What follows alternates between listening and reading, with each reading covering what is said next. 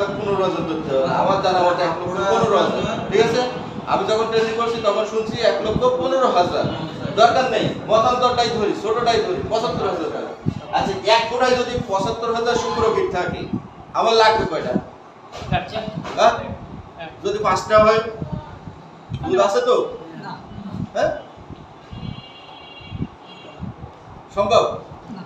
তাহলে শুকরিয়া জ্ঞাপন করি যে আল্লাহ যে বাজেট করছে ওটাই আমরা খুশি থাকি, নাকি?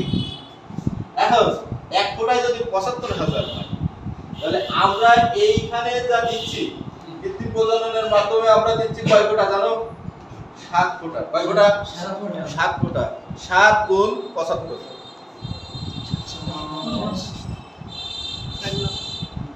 কত হয়? 5 লাখ কি বলেছ? 749 5 লাখ বাড়া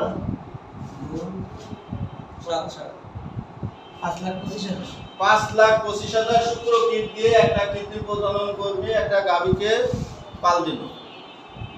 বেশি দরকার নেই, 5 লাখ। 5 লাখের তে আমার লাগবে কয়টা? একটা। ওখানে কম আছে? না। কম আছে? অভাব আছে? হ্যাঁ, কথা বোঝা গেল? তাহলে একটা গাভীকে আমরা যে 7 কোটা বীর্য দিয়ে পাল দিলাম, এখানে বাছুর হওয়ার, বাচ্চা হওয়ার যোগ্যতা আছে 5 লাখের বেশি। তাহলে 5 থেকে 6 লাখ যদি বাছুর হওয়ার যোগ্যতা যদি তার ভিতরে দেওয়া হয়, আমার লাগবে একটা। এটা খুশি হওয়ার কথা না? এখন আমি আপনার বলি, এই ষাঁড়ের কাছ থেকে আপনি সিমেন্ট কয়দিন নেবেন? ছোট্ট একটা ধারণা দিই। বদলে যাবে বাঙালি, কিন্তু আসলে বদলায় না। আসলে বদলায় না, নজর ভালো না, নজর ভালো না। এখন এই বদলে যাওয়া বাঙালির নজর ভালো কেমন? একটা ষাঁড়ের কাছ থেকে সিমেন্ট নেওয়ার কথা আছে যদি আপনি সুস্থ নেন, হাইব্রিড বীজ নেন না কেন? মিষ্টি কুমড়োর 4টে বীজ আপনি 20 টাকা দিয়ে কেনেন কেন? আপনার বাড়িতেই যে বাজারতে যে মিষ্টি কুমড়ো আপনি নিয়ে যান, তাতে তো 400 আছে, উঠতে দুটো নিপুতলিত হয় নাকি? সেটা করি না কেন? চাই উন্নত, চাই কি উন্নত বীজ। যদি পরিপক্ক হয়, ফল গাছটাও হবে ভালো, ফলও হবে, এই তো বেশি ফলনের আশায়। এছাড়া তার আর কোনো আশা নেই। মিষ্টি কুমড়ো অন্য মানুষের গাছে হয় 10টা, আমার হয় যেন 20টা। এই আশায় তো আমরা 4টে বীজ 20 টাকা দিয়ে কিনি। আমি একটা ঝালের চারা 50 টাকা দিয়ে কিনছি, ক্লিয়ার? তাহলে কি ঝাল গাছটা নিশ্চয়ই উন্নত? কি কথা বলেন? ঠিক। এখন আমরাও যে কৃত্রিম প্রজনন করতে চাচ্ছি, এটাও তো আমরা কেন চাচ্ছি? আপনার 3 বছরে একটা বাছুর বিক্রি করবেন, 30,000 টাকা হয় না, 15,000, 20,000, 25,000। আরে আপনার 3 মাসের বাছুর হয় 3 লাখ টাকা। দেখেছেন? বিশ্বাস হয়? আরে বাছুর দুধ ছড়ান দিলেই আপনার দেশি গরুর পেটের থেকে যে বাছুরগুলো বের হয়, দুধ ছড়ান দেওয়া মাত্র 80,000, 90,000, 1 লক্ষ টাকা দেশি গরুর পেটে। বাইরের দরকার নেই, আমাদের গ্রাম্য কথা বলছে, তাই না? এখন এই যে বাছুর, এই বাছুর তো আপনার বাড়িতে যে প্রাকৃতিক যে বাছুরগুলো আছে, 15,000, 20,000 টাকা হইলেও 2 বছরের বাছুর পাওয়া যায়। আর এই বাছুরটা যদি আপনি 2 বছর পালেন, তাহলে 2 থেকে 5 লক্ষ টাকা দাম, 2 থেকে 5 লক্ষ টাকা দাম। ওই দেশি গরুর পেটেই ব্যবধান কি ছিল? বীজ। ওই যে আপনি একটা ঝালের চারা 50 টাকা দিয়ে কিনছেন, আর 1 পণ কিনছেন 20 টাকায়, 1 পণ কিনছেন 20 টাকায়, আর একটা কিনছেন 50 টাকায়। পার্থক্যটা কিন্তু ওইখানে। এখন আমরা কি করি, কথাটা মাথায় সুন্দর করে নিতে হবে, কারণ আমরাই বদলে দিতে পারবো এই সমাজ। এখন এটার এই উদাহরণটার বড় কারণ হলো এই, ষাঁড়ের কাছ থেকে সিমেন্ট নেওয়ার উপযুক্ত সময় সপ্তাহে 2 দিন। কয়দিন? সপ্তাহে 2 দিন। সপ্তাহে 2 দিন। ভিতরে গ্যাপ যাবে 3 দিন, 4 দিনের দিন আমি সিমেন্ট পাবো। ভিতরে গ্যাপ যাবে 3 দিন। 3 দিন, 4 দিনের দিন সিমেন্ট নেব। আচ্ছা, একটা সারের কাছ থেকে আমি যখন সিমেন্ট নেব তাহলে সপ্তাহে 2 দিন। আচ্ছা, সপ্তাহে 2 দিন যদি আমি নেই তাহলে আজকে সিমেন্ট নেওয়া হলো, ভিতরে আজকের দিন তো রেস্ট পাবে, ভিতরে 3 দিন পাবে, চতুর্থ দিন দিয়ে আমি আবার পাবো সিমেন্ট কালেকশনের দিন। এখন যদি 4 দিন পরে একদিন সিমেন্ট নেওয়া হয় তাহলে ওই সিমেন্টটা কি সুস্থ হবে, সবল হবে?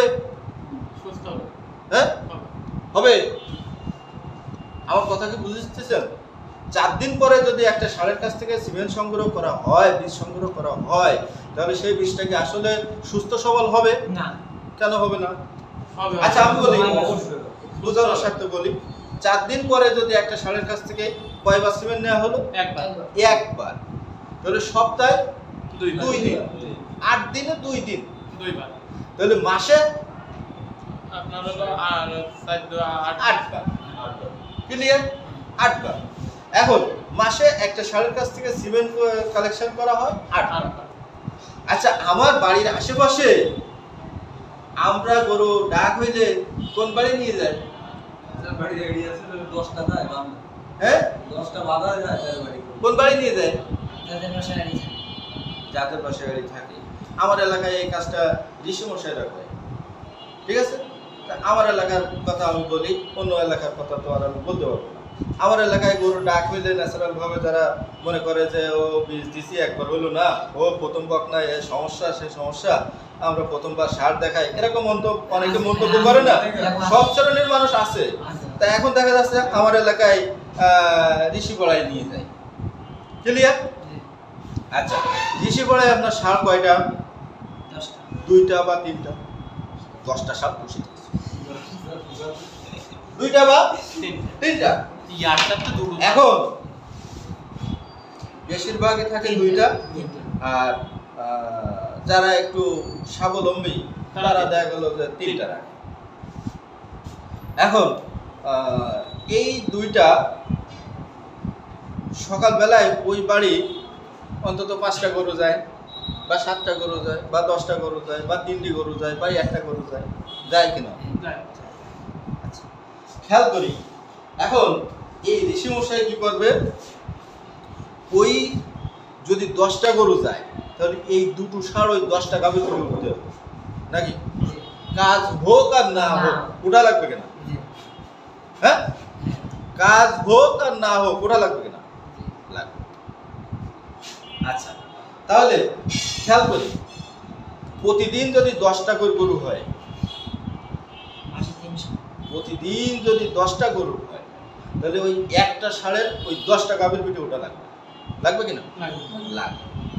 আর কৃত্রিম প্রজননের ক্ষেত্রে একটা ষাঁড় সপ্তাহে অনলি 2 দিন, 4 দিন পর পর একবার বীর্যপাত করাবে। তারপরে তো খাওয়া দাওয়া সেটাও প্রাকৃতিক ভাবে গাভী দিয়ে ঠিক আছে? কৃত্রিম জনি তৈরি করা হবে, সেইটাতে তারা বীর্যপাত। ক্লিয়ার? এখন এই একটা ষাঁড় যদি প্রতিদিন 10টা গাভীর পিঠে ওঠে, ক্লিয়ার? এখানে আমি অনেক কথা আছে আমি বলতে পারছি না, হ্যাঁ, বাধ্য হয়। তা দেখা যাচ্ছে কি যে আমরাও তো পুরুষ মানুষ নাকি? আমরাও তো পুরুষ মানুষ, আমাদেরও তো বাড়ির বউ বাচ্চা আছে। হ্যাঁ, একটু নিজের কাছে প্রশ্ন করি, দেখি যে আমি কত বড় নেতা। মাসে একদিন চিন্তা ভাই, আমার কথায় রাগ করেন, মাসে একদিন চেতনা ভাই, তাও কেন করি কুতু দেখি নেই, কয় ওঠো, তোমার কথা তো আমার মনেই নেই, এরকম না? মানে কথাটা আমি যেহেতু অন্য ভিন্ন মতে বলতে চাচ্ছি, এরকম না? এরকম। কিন্তু এই যে ষাঁড়, এর কিন্তু বাঁচা নেই। আচ্ছা, চেষ্টা করে দেখেন তো, প্রথমবার কিছু ফল পাওয়া যায়, দ্বিতীয়বার চেষ্টা করে দেখেন, দ্বিতীয়বার সীমিত কিছু ফল পাবেন, তৃতীয়বার ঠান্ডা, চতুর্থবার খোঁজ পাওয়া যাবে না, পঞ্চমবার আর নেই। আছে? হ্যাঁ, এটা হলো বাস্তবতা। তাহলে আমি চোখে দেখতেছি যে আমার গাভীর পিঠে সাপ উঠে, কিন্তু আসলে বীর্যপাত হবে? হ্যাঁ, ওই নাকি কোলেস্ট্রল, যে আলু বুঝাই কোলেস্ট্রল আছে আমার 1 কেজি করে বেশি দিল। হ্যাঁ,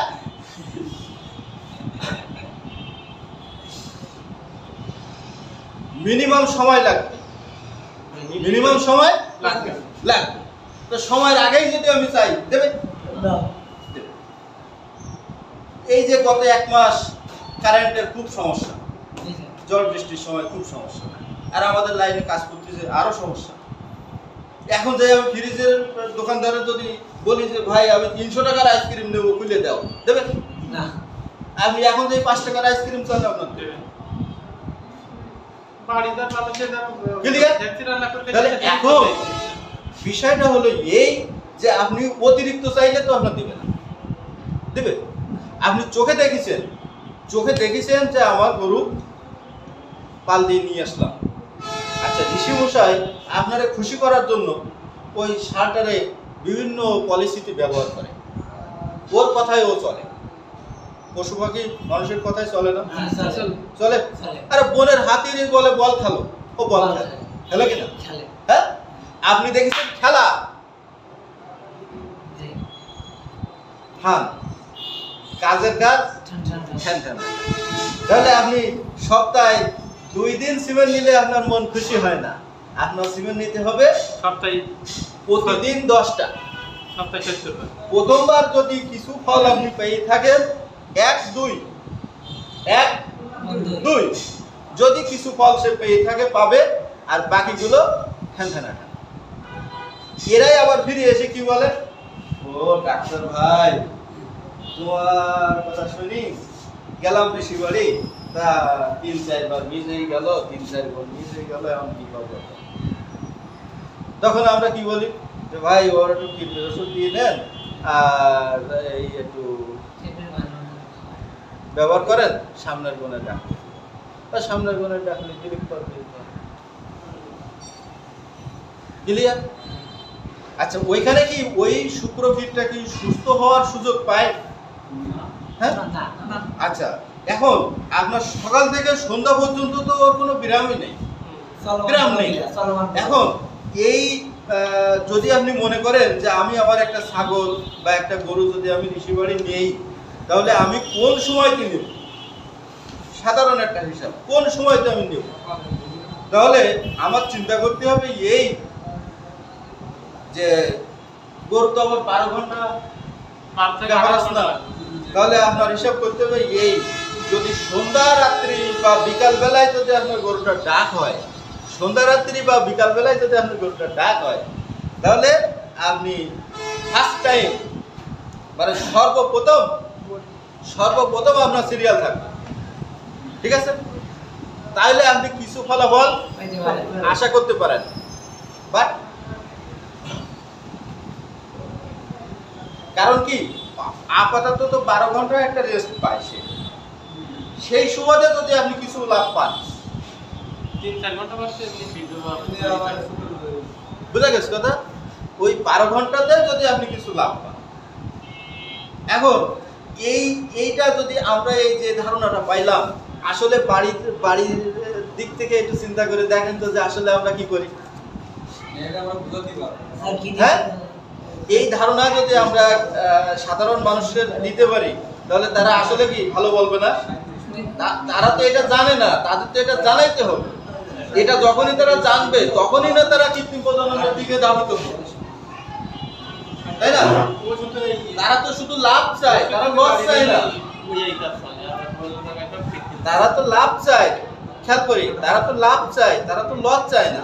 আমরা কেউ তো লস চাই না, চাই না, কিন্তু আসলে লস তো আমাদের হয়েই যায়, আমরা বুঝি না তাই লস।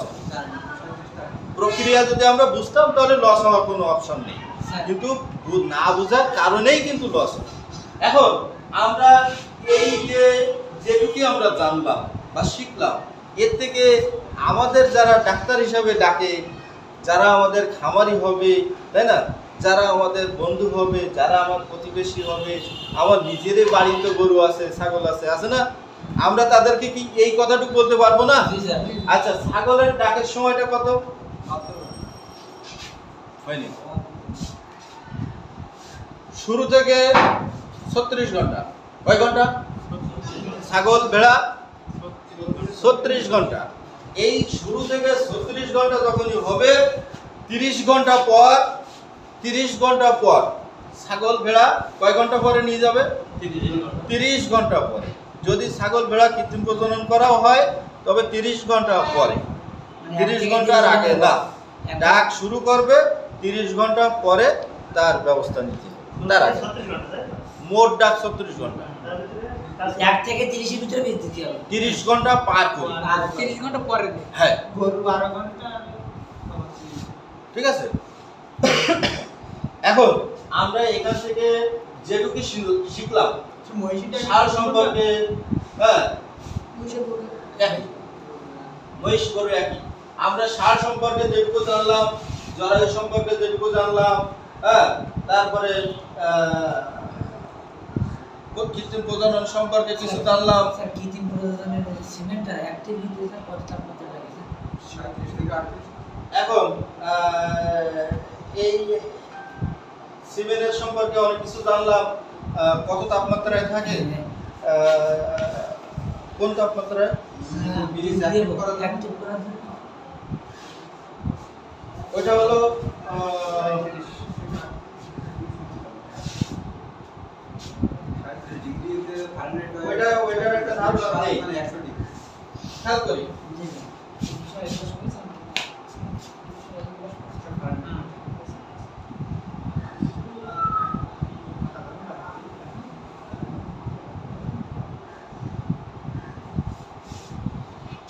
কত তাপমাত্রায় এটা আমরা হিমায়িত করি বা ব্যবহারের যোগ্য করি, সেই তো? জি স্যার। আচ্ছা, খেয়াল করি আমরা এই সিমেন্টটা, আমরা কৃত্রিম প্রজননের সিমেন্টটা আমরা সংগ্রহ করি তরল নাইট্রোজেন। নাম শুনছি? তরল নাইট্রোজেন, তরল নাইট্রোজেনের নাম শুনছি না? তরল নাইট্রোজেন। এই তরল নাইট্রোজেনের তাপমাত্রা কত? তাপমাত্রা কত? 0 ডিগ্রি সেলসিয়াস। হ্যাঁ, 0 ডিগ্রি সেলসিয়াস। না, মাইনাস 196।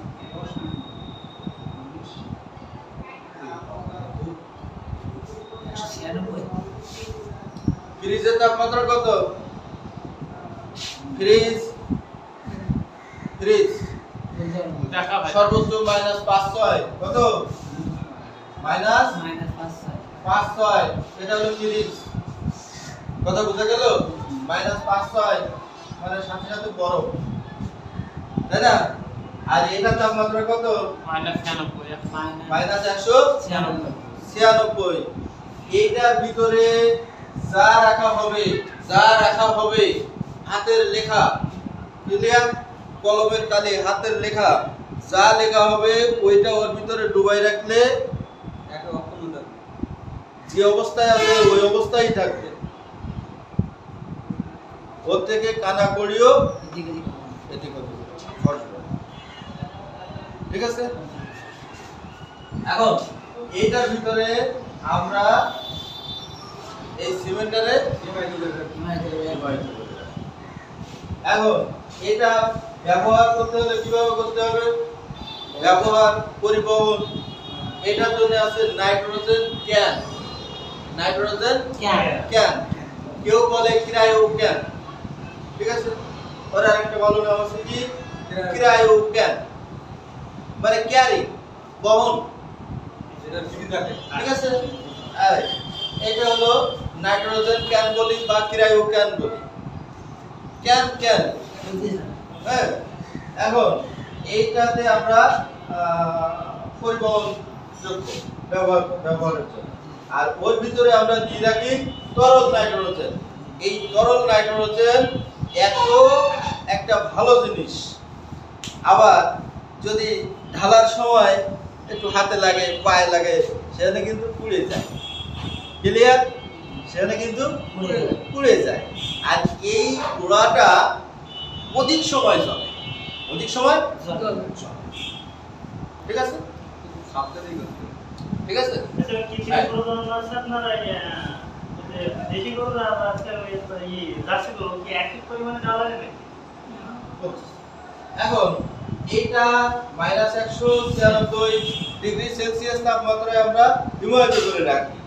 এইটা যদি আমরা মনে করি যে কতদিন ভালো রাখা সম্ভব, কতদিন ভালো রাখা সম্ভব ওই প্রক্রিয়ায়, হ্যাঁ। আমার ধারণা 20 বছরের অধিক রাখা যায়। ক্লিয়ার? জি। আমরা যখন কাজ শিখছি তখন বলছে সর্বনিম্ন 20 বছর ভালো থাকে।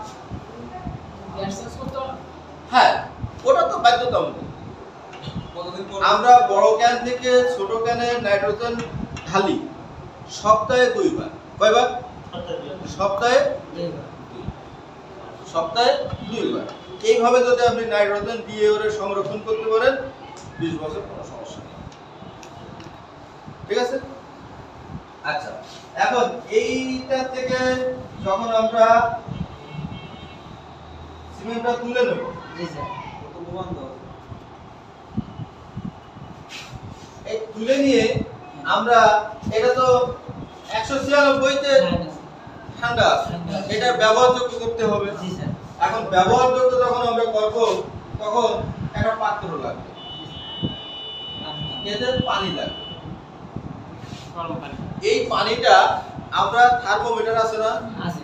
থার্মোমিটার, এই থার্মোমিটারে আপনার পানির তাপমাত্রা মাপা যায়। জি স্যার। ওইটাই ওইটাই। পানির তাপমাত্রা মাপা যায়। এই পানিটা হবে হালকা গরম পানি, কুসুম গরম পানি, উষ্ণ গরম পানি। এই উষ্ণ গরম পানি আমি মিটার দিয়েও তাপটা মাপবো, পানির তাপমাত্রা কত, কেন মাপবো পানির তাপমাত্রা? এই সিমেন্টটা 196 তে আছে, মানে কঠিন ঠান্ডা, কঠিন থেকে কঠিন ঠান্ডা, তাই না? এইটারে আমি আবার ব্যবহারযোগ্য করবো, তাই স্বাভাবিক করে নেব, তাই ও আছে ঘুমান্ত জাগ্রত, এই প্রক্রিয়া। এখন আমি বিদ্যুৎ প্রজনন করতে চাই বা করবো, সেই ক্ষেত্রেই তো আমি এর থ্রোয়িং করতে যাচ্ছি। এই থ্রোয়িং করাটা হচ্ছে পানিতে যে আমরা সিমেন্টারে ডুবাইয়ে স্বাভাবিক করে নিলাম, এটার নাম হলো থ্রোয়িং। ছড়াই। আচ্ছা, এই থ্রোয়িং করতে হলে আগে লাগবে কি একটা পাত্র, তারপরে একটু গরম পানি। এই গরম পানিটা আমি মিটার দিয়ে তাপমাত্রা মাপবো, ওই পানির তাপমাত্রাটা কত হবে?